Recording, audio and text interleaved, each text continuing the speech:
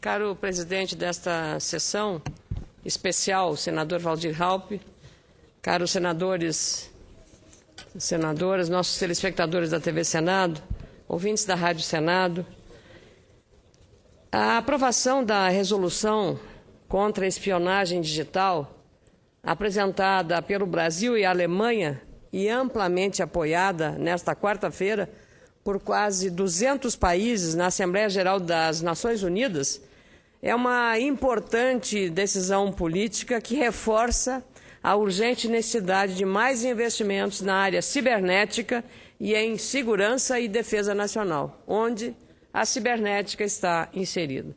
Aliás, diga-se de passagem, esse foi um bonito gol da diplomacia brasileira, senador Roberto Requião, o senhor que aqui muito tempo abordou essa questão da espionagem e penso que a iniciativa do governo via Itamaraty, via diplomacia, foi absolutamente adequada. Agora precisamos fazer o dever de casa, que é dotar a área da defesa cibernética dos recursos necessários.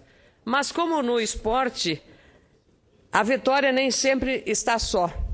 Se ganhamos na diplomacia com o acolhimento dessa sugestão brasileira e alemã para a questão da espionagem, do ponto de vista da economia, o resultado foi um pouco preocupante. A União Europeia acionou hoje os tribunais da Organização Mundial do Comércio contra a política de incentivos fiscais, no caso, a redução do IPI às montadoras brasileiras. A iniciativa pode até não ter base legal, mas é sempre uma trava no comércio global. E, nesse aspecto, concordo com aquilo que o senador Requião há pouco falou nessa tribuna, de que é preciso repensar um acordo Mercosul-União Europeia. Se os europeus já estão nos agora levando ao tribunal da OMC, por conta de sentir-se atingido nos seus interesses, também precisamos pensar quais os efeitos que um acordo bilateral entre os dois blocos poderá representar no sufocamento do setor produtivo brasileiro. Aliás, essa política do setor automotivo foi feita em setembro de 2011, quando o governo brasileiro estabeleceu a isenção do IPI para carros de montadoras que se comprometeram a investir no país e comprarem peças nacionais, o índice de nacionalização. Só que esse aspecto não está sendo observado pela indústria, pelas montadoras brasileiras. A autopeça está sendo importada da China. Em 2012, o plano foi renovado por mais 5 anos, deixando Bruxelas, Washington e Tóquio muito irritados. Governos de países ricos alertavam já nos últimos meses que o discurso original do governo, em 2011, era de que esses incentivos seriam temporários, mas agora ficaram permanentes. E eles vão durar até 2017. Incentivos fiscais também foram dados para computadores, smartphones e semicomputadores. Claro que uma economia, quanto mais cresce, mais competitiva fica, mais problemas cria no comércio global, porque o mercado brasileiro é o que é a cobiça dos grandes produtores. Então, nesse sentido, temos que ter uma cautela redobrada e cumprir aquilo que estava escrito nesse acordo automotivo, a rastreabilidade das autopeças. E aí é que está o grande problema. Queria voltar a esse tema do ponto de vista estratégico para a indústria brasileira. Mas, voltando à questão da espionagem, lembrar que, para conter a espionagem e evitar a invasão da privacidade, caro presidente Cacildo Maldanha, e o uso indevido das informações estratégicas, como os dados sobre petróleo brasileiro, é preciso, sobretudo, acabar com o sucateamento das estruturas que envolvem as 3 forças militares, Exército, Marinha e Aeronáutica. Se o governo quer realmente preservar a segurança das fronteiras do país, do território nacional, do espaço aéreo, da nossa costa marítima, também da área cibernética, evitando a espionagem, precisará investir mais recursos em gestão e tempo em segurança e defesa nacional. A área de defesa precisa ser fortalecida não como defesa em si, mas como um polo irradiador de desenvolvimento tecnológico. Agora, um passado pacífico como o nosso não pode ser justificativa para descuidos ou surpresas no campo militar. O nosso grande barão do Rio Branco dizia: Um país, para ser pacífico, precisa ser forte. Praticamente, em outras palavras, aquilo que o ditado latino diz, si vis pacem para bellum, se queres a paz, te prepara para a guerra. E, a meu ver, não é possível ser forte sem investimento em modernização nos equipamentos das três forças, inclusive, sobretudo, em segurança de tráfico de dados, chamados também de inteligência da informação, a famosa guerra cibernética. E aí a decisão de ontem, anunciada oficialmente pela presidente Dilma Rousseff e pelo comando da Força Aérea Brasileira, na pessoa do comandante brigadeiro Junit Saito, de escolher o caça sueco Gripen NG como opção final do programa FX2, projeto de reequipamento e modernização da nossa FAB, por exemplo, foi um passo relevante. A previsão é que o avião seja, no futuro, de fácil utilização pelas três armas, com menor custo de fabricação no Brasil. É preciso lembrar, porém, que esse jato sueco, escolhido entre o francês Rafale e o Boeing norte-americano F-18, ainda está em desenvolvimento. É um projeto, não foi testado em combate. Exigirá, portanto, mais prazo, mais avaliação de longo prazo, mais tempo até resultados práticos. Lembrar também que esse processo de escolha começou no governo de Fernando Henrique Cardoso há mais de uma década. Segurança e defesa não podem, por isso, esperar muito. Tecnologias evoluem rapidamente. Os estragos causados por deficiências em segurança e defesa são imediatos. Acho inaceitável a enorme defasagem entre o montante de recursos disponibilizados para essa área pelo governo e o total necessário para atender as demandas do país na rubrica Forças Armadas. Só o Exército Brasileiro, por exemplo, precisaria de uma dotação orçamentária de 21 bilhões de reais. Vossa Excelência me concede uma parte? Pois não, senador Oswaldo Sobrinho. Senadora, a senhora tem sido protagonista aqui de assuntos importantíssimos. Dentre eles, esse que faz agora é um assunto para a reflexão de todos nós. Um país como o nosso, com 8.511.000 km², com a costa que nós temos, fazendo limite com todos os países da América do Sul, com exceção do Chile e do Equador, não pode brincar com a sua segurança.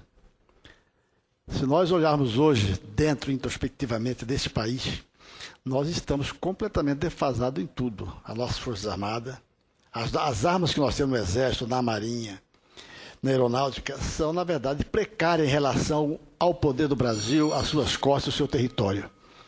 Se queres a paz, prepara-te para a guerra. Essa é a grande verdade. Não é que nós queremos brigar, nós não temos espírito beligerante, nós temos espírito de paz, de tranquilidade, mas temos que estar preparados. Há 100 anos atrás, nós tínhamos uma marinha muito mais equipada que hoje.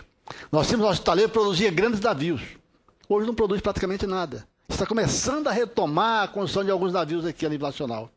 Os nossos submarinos, nós conhecemos, é realmente uma situação de museu.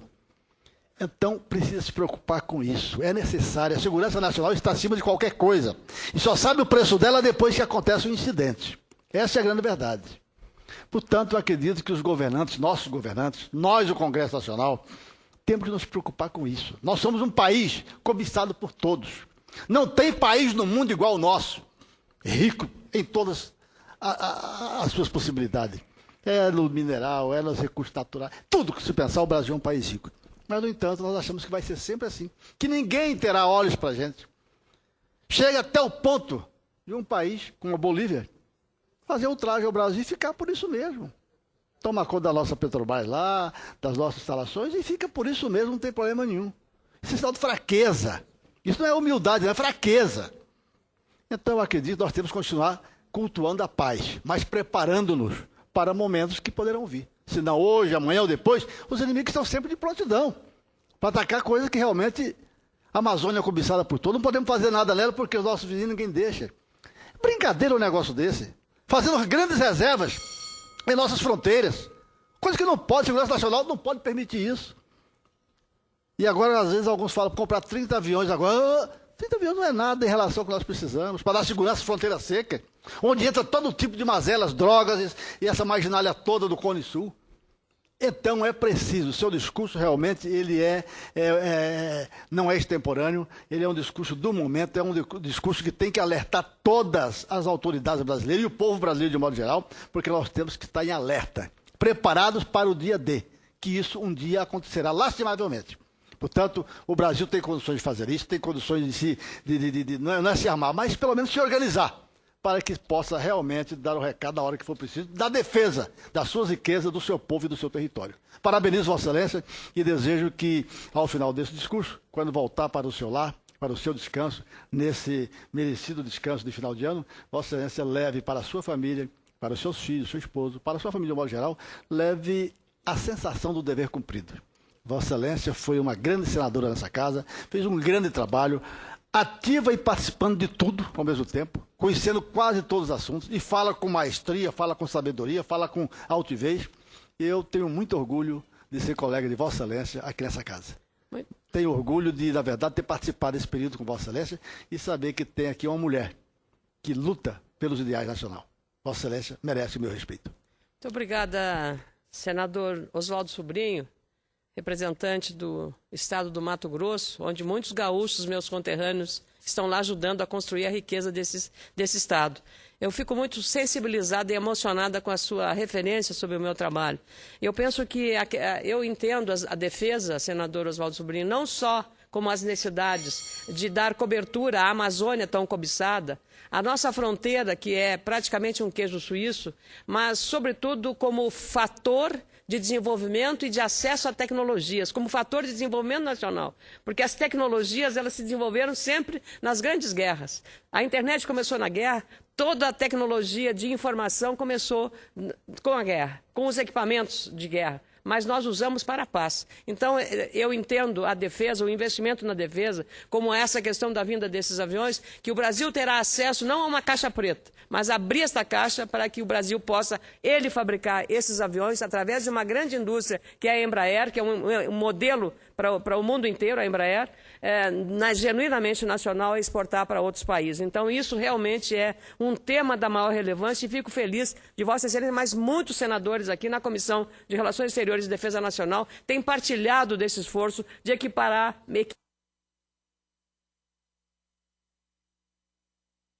os recursos necessários e orçamentários para a implementação de grandes projetos, proteger, projetos de guerra cibernética, todos os projetos que nós temos, o CISFRON, que é um dos grandes ícones da área da defesa, então isso tudo é muito relevante. Eu sei que o senador Valdir Alves está esperando, mas eu não posso deixar de conceder uma parte ao querido senador Cristóvão Buarque, já estou encerrando, senador presidente Cacildo Maldani. Senadora Ana Amélia, primeiro, retomando a última parte do que disse o senador Oswaldo Sobrinho, é sobre o seu desempenho nessa casa. Realmente não é uma opinião só nossa, é uma opinião generalizada, onde eu vou, eu escuto, do respeito que a senhora adquiriu nesses 3 anos nessa casa. Você sabe que nós pernambucanos, às vezes, gostaríamos de ser gaúchos. E nós gaúchos pernambucanos. Mas, nesse momento, eu fico desejando ser gaúcho pela chance que eles têm de lhe eleger e preocupado que a gente possa perdê-lo aqui nessa casa. Quanto ao assunto do seu discurso, eu quero dizer que finalmente a presidenta decidiu. Não vou entrar no julgamento de se foi o melhor ou o pior. Agora, o que eu faço questão de dizer é que foram 15 anos, se eu não me engano. Se nesses 15 anos nós tivéssemos dado um mínimo de apoio ao Instituto Tecnológico da Aeronáutica, ao Centro Tecnológico da Aeronáutica, é capaz, senador Sobrinho, de a gente já poder fazer nossos caças, como os outros países estão fazendo. A Índia faz, a China faz, eu creio que a Coreia faz, embora eu não tenha certeza. Essa semana a China mandou um satélite, mandou uma nave que pousou na Lua. A Índia, faz 3 meses, mandou um para Marte, que não vai pousar, mas vai chegar lá, orbitar. O Irã mandou animais para o espaço e recolheu os animais. Coreia do Norte, Coreia do Sul. O Japão está preparando uma usina de captação de energia solar do espaço ser transmitido para cá. Esses países, algum tempo atrás, estavam iguais a nós, ou até mais atrasados. Nós estamos demorando muito. E no caso dos caças, embora venha um pacote de assistência técnica para que possamos desenvolver nossos caças no futuro, nós estamos perdendo muito tempo no que se refere às pesquisas no setor militar e no setor de tecnologias espaciais, que nós está deixando como uma nação de segunda classe em relação a pelo menos 15 outros países. Já não se trata, como era antes, de estarmos atrás dos Estados Unidos e da Rússia. Não, aí todo mundo estava. Mas hoje, se eu não me engano, já deve ter uns 10 a 15 países na nossa frente em pesquisa espacial. Isso não se justifica, mas se explica pelo descaso como a gente trata o longo prazo e como a gente trata tudo o que é conhecimento. Seu discurso tem muito a ver para lembrar esse atraso que nós estamos vivendo. Ainda que, finalmente, pelo menos, se decidiu por uma dos caças. Muito obrigada, senador Cristóvão Buarque, pelas referências generosas e também por esta avaliação. Vossa Excelência, que tem um foco muito grande na prioridade da educação, e nos anos 40, senador Cristóvão, a Suécia, esse país que nós estamos comprando os aviões, a Suécia, nos anos 40, a Suécia era um país pobre, era um país subdesenvolvido. A Suécia, nos anos 40. 70 anos depois, a Suécia é uma potência, que está nos exportando aviões. E tenho esses conhecimentos porque nós temos uma ativa e competente embaixadora representando o Brasil lá. Tenho alegria porque ela é gaúcha, a embaixadora Leda Lúcia Camargo. E, de fato, este país nos dá um exemplo, porque investiu maciçamente em educação, em tecnologia. É a chave do processo de uma nação grande. Então, está dentro exatamente daquilo que Vossa Excelência pensa. Só para terminar, presidente Cacildo Maldana, eu dizia que só o Exército Brasileiro precisaria de uma dotação orçamentária de 21 bilhões de reais para aumentar a sua eficiência no ano que vem. O valor previsto para a área, entretanto, foi quase 4 vezes menor, 5 bilhões e 800 milhões de reais. Considerando as necessidades para o ano que vem, a Força Aérea Brasileira precisaria no mínimo de 8 bilhões de reais para atender gastos com combustíveis, manutenção de aviões e projetos de investimentos. A previsão orçamentária feita, entretanto, para a FAB foi de menos da metade do necessário, 3 bilhões e meio de reais. Não há como fazer a defesa de 22 milhões de quilômetros quadrados de nosso espaço aéreo sem investimentos e sem orçamento. Garantido. Não podemos nos esquecer que a FAB ainda precisa dar conta de missões fundamentais humanitárias e científicas, como o resgate de brasileiros, vítimas de guerras e catástrofes, transporte de material e tropas para operações de paz da ONU no Haiti, por exemplo, em Angola, no Timor-Leste ou mesmo no Gabão. É preciso lembrar também que, recentemente, mais de 200 militares brasileiros de combate, incluindo integrantes da Marinha, Exército e Aeronáutica, que estavam em missão no Haiti, a serviço da ONU, só puderam deixar em setembro a capital Porto Príncipe de volta ao Brasil usando uma aeronave comercial alugada na Etiópia, porque nós não tínhamos aviões militares para trazer a tropa brasileira. Não fosse essa aeronave, a tropa do nosso país, que precisa ser substituída a cada 6 meses, não teria sequer condições de retornar à pátria. Portanto, é inaceitável, num país com a dimensão do nosso, a 6ª economia global, estar em situação de completo sucateamento das suas Forças Armadas. Essa questão é tão importante quanto combate à espionagem, relevante tema para a efetiva segurança nacional. O governo acertou na área diplomática com essa proposta do combate à espionagem. Agora precisamos fazer o dever de casa, dotando a Força Aérea ou a Defesa Nacional das condições de executar uma política de efetivo controle nessa área. Muito obrigado, senhor, e aproveito para renovar os votos a todos os senadores e senadoras e suas famílias de um excelente Natal e um 2014 bastante próspero para todos. Muito obrigado.